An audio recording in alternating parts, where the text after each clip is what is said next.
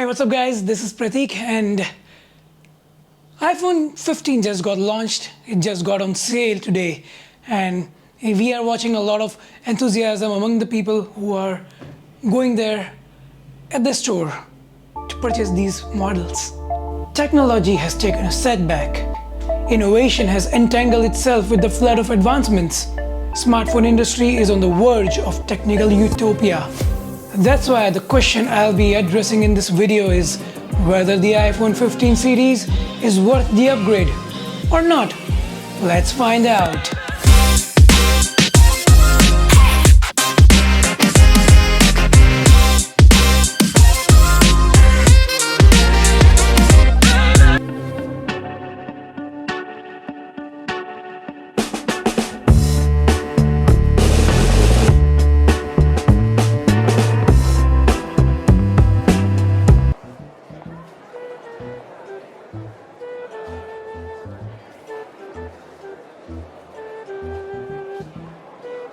Good morning.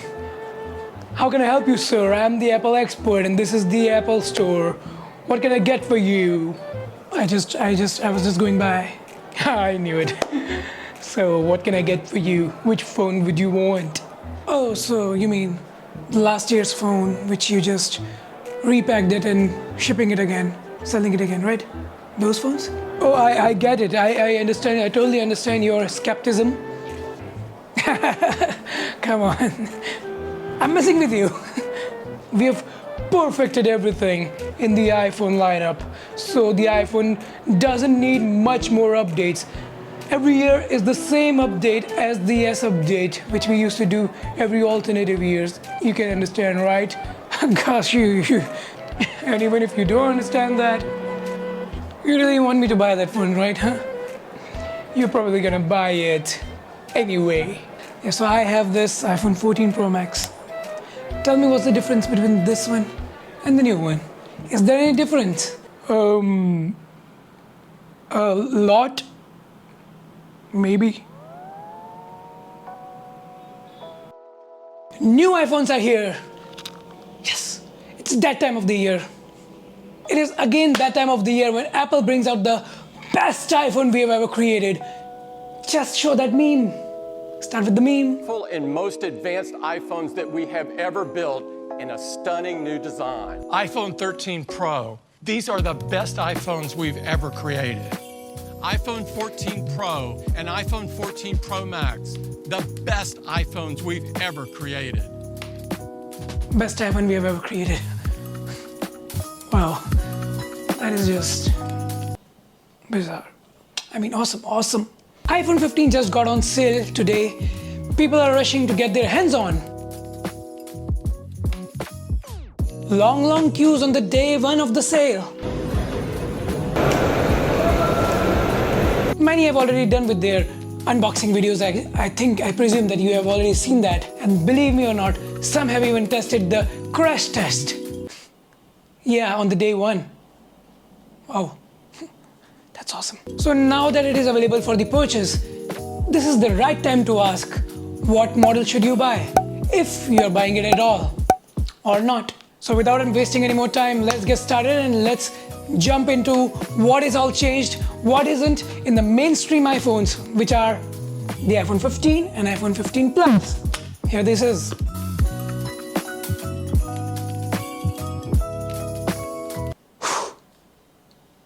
Let's cut to the chase.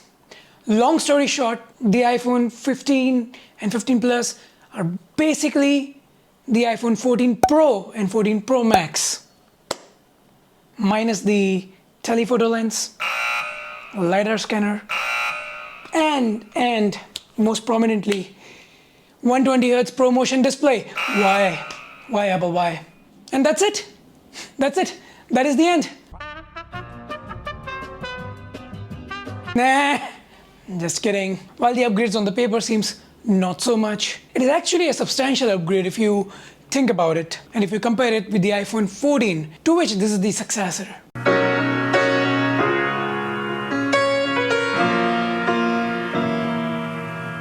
Now they have curved the sharp edges to get better grip and comfort while holding your phone. Along with that, they've also used matte coating on the back glass to make it look frosted.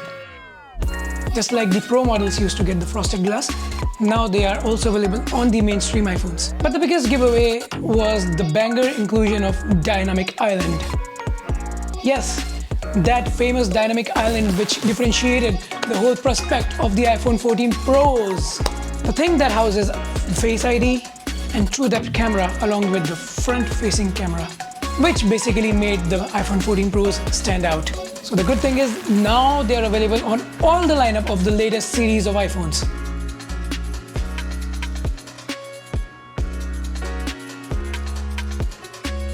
Now the display sizes are similar to last year and the year before that, with 6.1 inch on the iPhone 15 and 6.7 inch on the iPhone 15 Plus. Both are OLED Super Retina XDR display. These displays on both are having 440 pixel per inch density, but the brightness has been increased to 1600 nits, with the peak brightness during the direct sun exposure reaching to a whopping 2000 nits, which is similar to iPhone 14 Pros and 15 Pros display. Yes, now the whole lineup of iPhone has the similar brightness. Gone are those days when they differentiated with the mainstream iPhone's display brightness and the Pro models. Now they're all the same, which is a win-win, I guess. Probably. Now here's the thing, okay. A flagship model typically at the price range of 80,000 rupees in 2023 has an industry standard of having 120 Hz refresh rate. In fact, even if you purchase an Android phone of around 15 to 20,000 rupees, you will find 90 Hz to 120 Hz display variable refreshing rate. They are all providing it, but Apple being Apple, Apple wants all the juice, which is why they stuck the same old 60 Hz display to the iPhone 15s. Why, God, why? But to me, I think this might not be a problem for the regular people, the general people who use for their day-to-day life. So as a matter of fact, majority of the people won't even notice. They will always stick with the ProMotion display for the Pro models only and not with the mainstream iPhones. Kinda disappointing, but it's not like I didn't see it coming.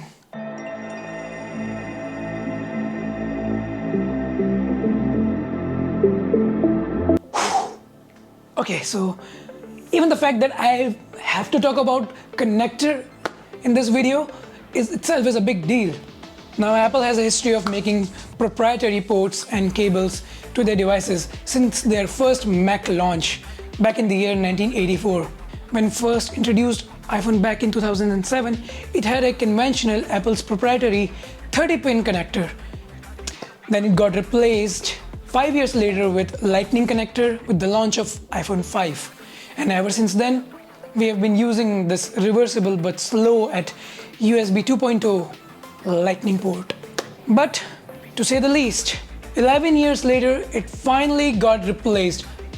Finally got replaced with, wait for it, USB Type-C. They've done it. They've done it. I mean, the USB Type-C or simply USB-C port. And I'm not even surprised. I mean, it was a long overdue and it's not like I didn't see it coming. It was just only a matter of when and not why or how. It was just when. I mean, it wasn't like they were never gonna do it.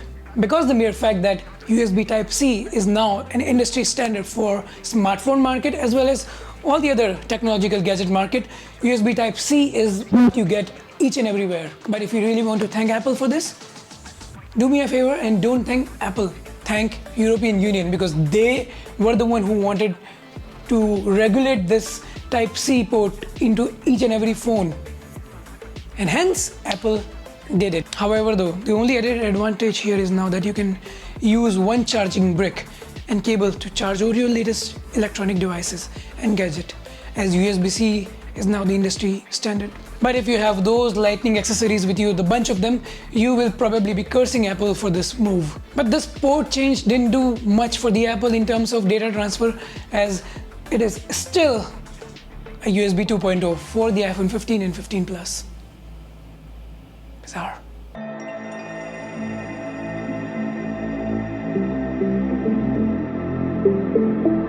Now, like I said, iPhone 15 is essentially iPhone 14 Pro. For the most part, it is because of the A16 Bionic chip. The same A16 Bionic chip that powered the last year's iPhone 14 Pro and 14 Pro Max.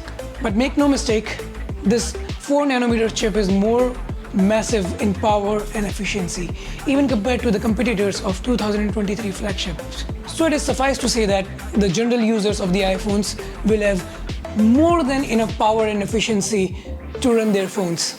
So relax and use your iPhone 15 if you're planning to purchase, because there won't be any issue in terms of power, because the A16 Bionic itself is a powerhouse.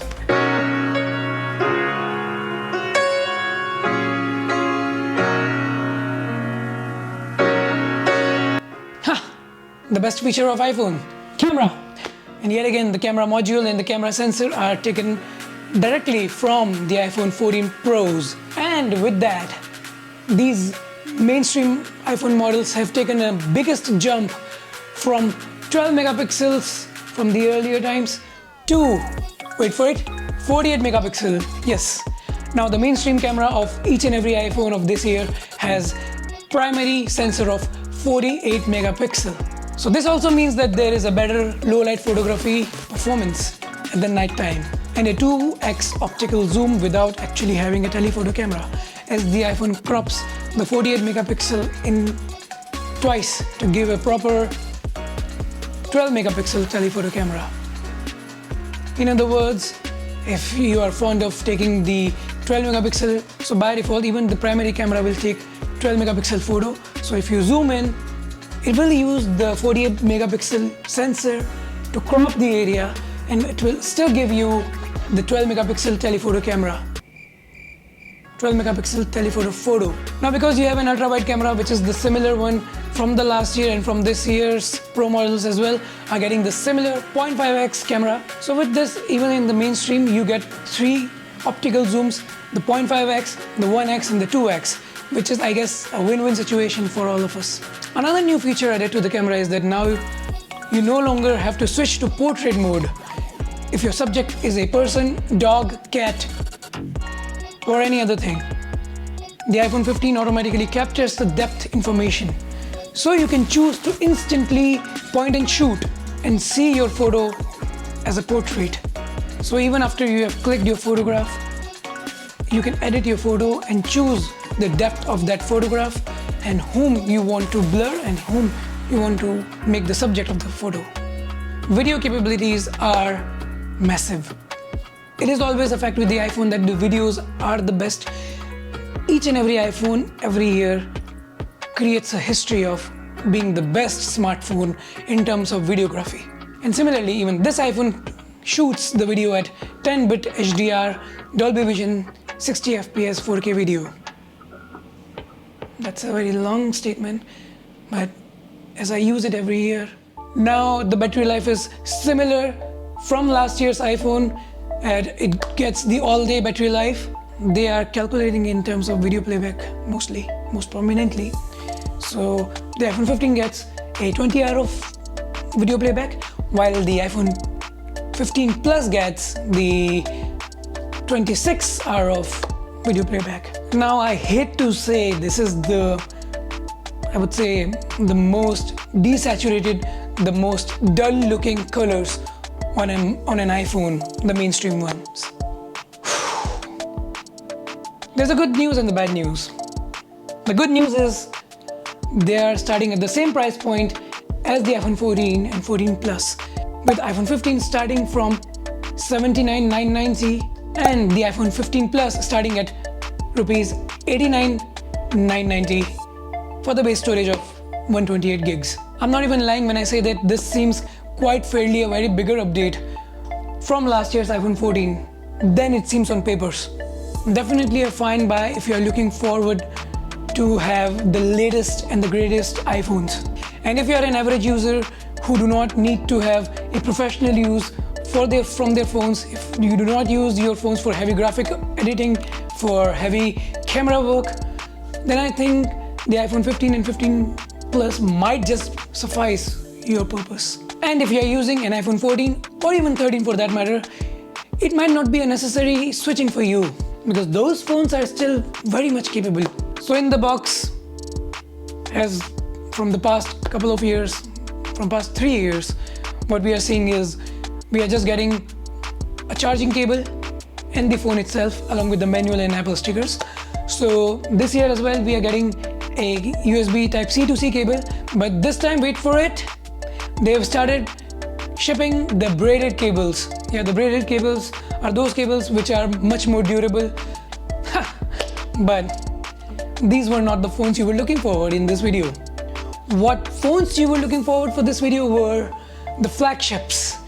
Here they are, the iPhone 15 Pro and iPhone 15 Pro Max.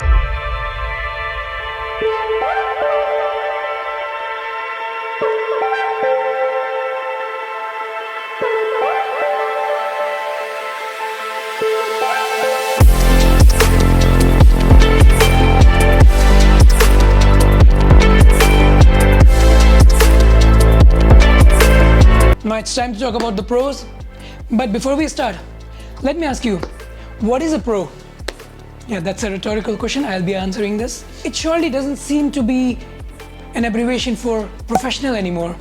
Maybe I can say, let's just say proficient, or let's just say it's for progressive. Now to address the purpose of these pro models, I will be calling two guests. One would be a pro user and one would be a regular user. But before we do that, let's first jump into the design of the phone.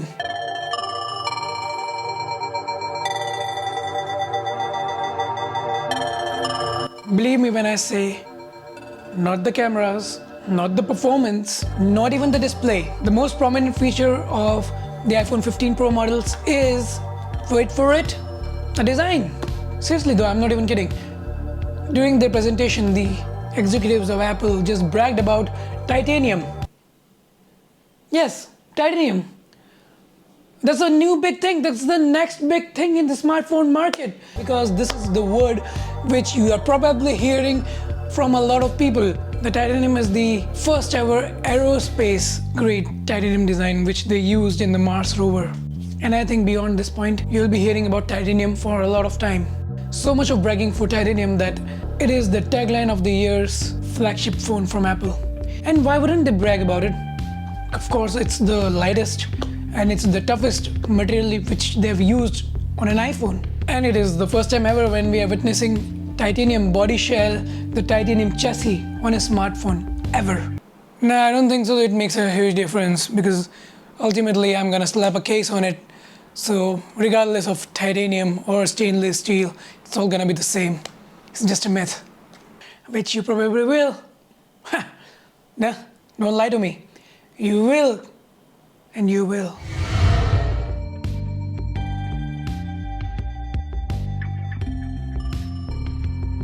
So the performance, as we expected, the iPhone 15 got A16 Bionic. If we compare, the iPhone 15 Pro models got the A17 Pro. They got A17 Pro chip. Gone is the name Bionic, done and dusted. Now they are using the name of Pro with their A17 chip. So on papers, it says the A17 is the most powerful iPhone chip ever made. I can just throw up a compilation of Tim Cook saying this each year, but make no mistake, on papers, at least on papers, the A17 chip is quite powerful, because now this chip has a 20% faster GPU with 6 cores, up to 4 times faster ray tracing, and the CPU performance is 10% faster than A16 Bionic. The neural engine is twice as faster from A16 chip. Performs nearly 35 trillion boring. I'm sorry, what? So with this chip, the iPhone 15 Pro uses the hardware accelerated ray tracing, which means that the only smartphone in the market to have a console grade graphics. They showcased the Resident Evil Village and Resident Evil 4 remake, a PS4, PS5 level ray tracing graphics. However, as I have seen in the demos, well, to be honest, for me, this is great. A console level performance and over the top of what A16 Bionic chip could do, A17 Pro can do even better. What can I ask for more? Those games are still using 720p as the resolution. And as I've seen on Twitter, I mean X, formerly known as Twitter, at least the early figures of benchmark which are tested, the Geekbench score which they got, they used a rig with insane cooling system, which makes me believe that there's an issue of thermal throttling, and which might be an issue when you will be playing the games, because to play those graphic heavy games on a smart device like a phone, it will require a lot of cooling, and there will be a thermal throttling and heating issue with your phone. And battery, oh boy, battery, rest in peace. If you will be playing those graphic heavy games, do not expect your battery to last longer. I don't want to criticize, but who plays the game on a phone? I mean, don't the consoles have a purpose of playing games on? Why would you waste your battery on playing games on these devices? It just doesn't make sense.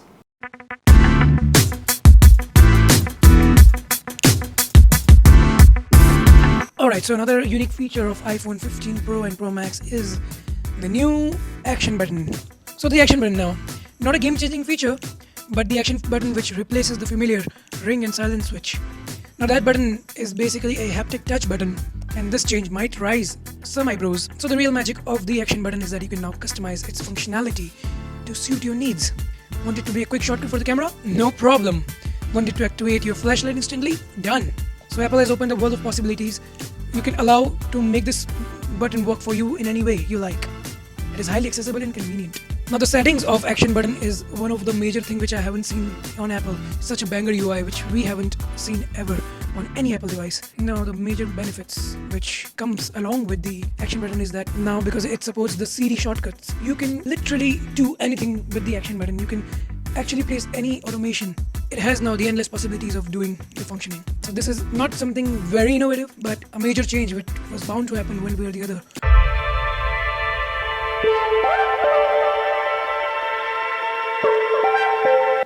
And the most prominently, the feature which we all have been waiting for, camera. The 15 Pro cameras. Now there is an improvement, much bigger one. Here's what it is.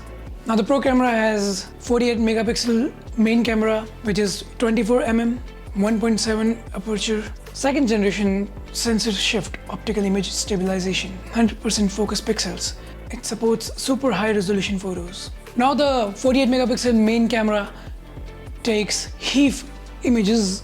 Those are really some mind-boggling technology which used by Apple. The comparison between JPEG and HEIF is that now your camera is capable of capturing the photograph at 24 megapixel as the main, as the default source. Now even a 48 megapixel photograph is mainly of the size of 5 to 6 MBs. What? For instance, compared with the Samsung, even a 12 megapixel photograph from Samsung has a bigger, larger file size as compared to the HEIF of iPhone having a 48 megapixel. Things which I like about the Apple in their optimization. But now Apple has falsely marketing as the camera with 7 lenses, which isn't actually true. Now because the iPhone 15 Pro takes the advantage of 48 megapixel camera, and by default it clicks at 24 megapixel. So what it basically does is captures at 1x, it can capture at 1.2x, it can capture till 1.5x, a different focal length without actually losing the quality as what happens with the digital zoom. But even with this, marketing it as the 7 lenses is just a cheap trick by Apple, which shouldn't be there. But the biggest changes which we saw this year is with the iPhone 15 Pro Max camera.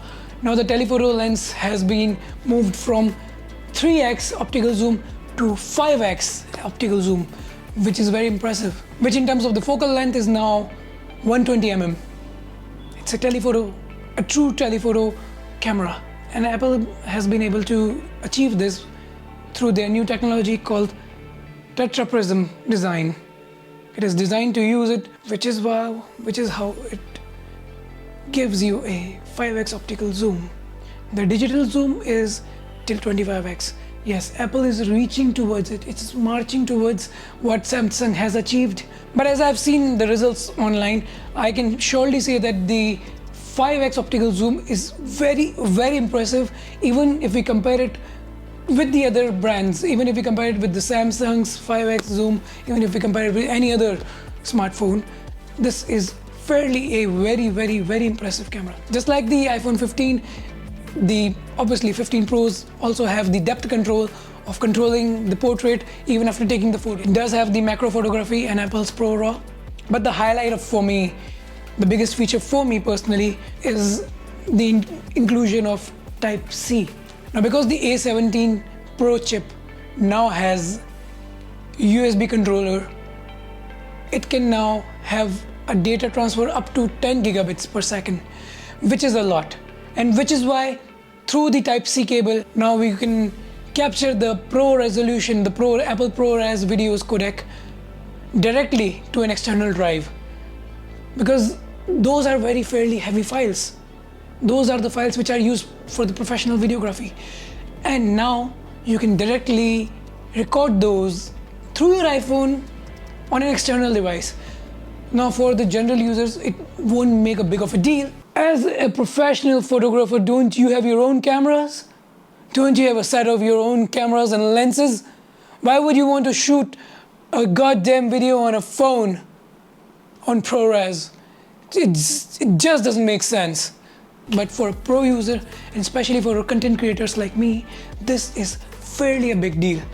It's one of those features which is why I really want to buy this phone. This is the sole reason, if not anything else, this is the sole reason why even I want to buy this phone.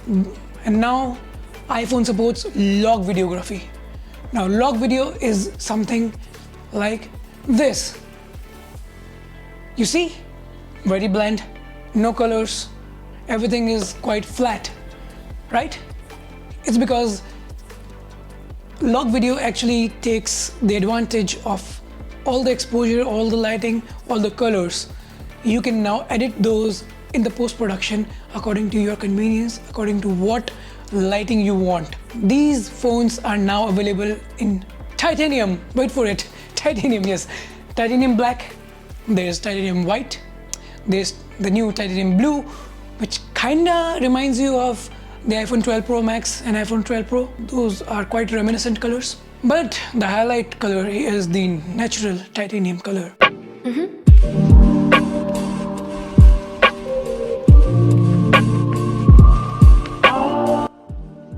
Okay, all right. So it's the time for the verdict. So if you are still here, that means either you have watched the whole video or you have just used the timestamp to jump to this section. So here's my verdict, or basically a summary of the whole video altogether. And the conclusion is, evolution is the new revolution. Remember when the smartphone industry had so much potential for upgrades? We used to expect significant changes each year. 2010 decade was all about the substantial updates in hardware like displays, camera sensors and megapixels. But most prominently, the display sizes and resolution increase used to be the major benchmark in terms of upgradation. To a point now where we do not necessarily need those upgrades because they've perfected it. So now in 2020 decade, the smartphone industry has been evolved massively to a point where these things do not matter anymore. The all-screen edge-to-edge design in 2017 with iPhone X. And then in 2020, they perfected it in the Apple way with the flat edges. So if I specifically talk about the design of this phone, why fix what isn't broke? As it turns out, they did. They fixed it by turning the scratch and fingerprint prone stainless steel to titanium. And with the round edges, it is now very much convenient to hold. It is very much suffice to say that the updates of this year's iPhones are the most minor in the history of iPhones in years. But that doesn't mean that every year needs to be a revolutionary change. Why fix what is not broke? As a matter of fact, the iPhone 14 series itself is ahead of its time and it's quite brilliant. So this year they just needed to fix what is broke. So the areas like USB Type-C, which was long overdue, has now been introduced instead of the Lightning. And the things like Dynamic Island, which were only available in the Pro models last year, are now available in the mainstream model, as it was a requirement of the time. So in that sense, the iPhone 15 Pro models are, at least for me, pretty worthy. Now here's the bottom line. If you are a regular user and if you are using an iPhone 13 and iPhone 14, you don't necessarily need to upgrade. So don't worry, your money will be worth it even if you are trying to upgrade on an iPhone 15 and 15 Pro or 15 Pro Max. Each of these phones are capable, each of these phones are perfect. And whatever the complaints were there in the iPhone 14s are now been fixed from the iPhone 15 lineup. And I believe this year's iPhones were those not big in terms of their capabilities, but quite essential, quite necessary to make the iPhone the perfect phone of the year. Thank you.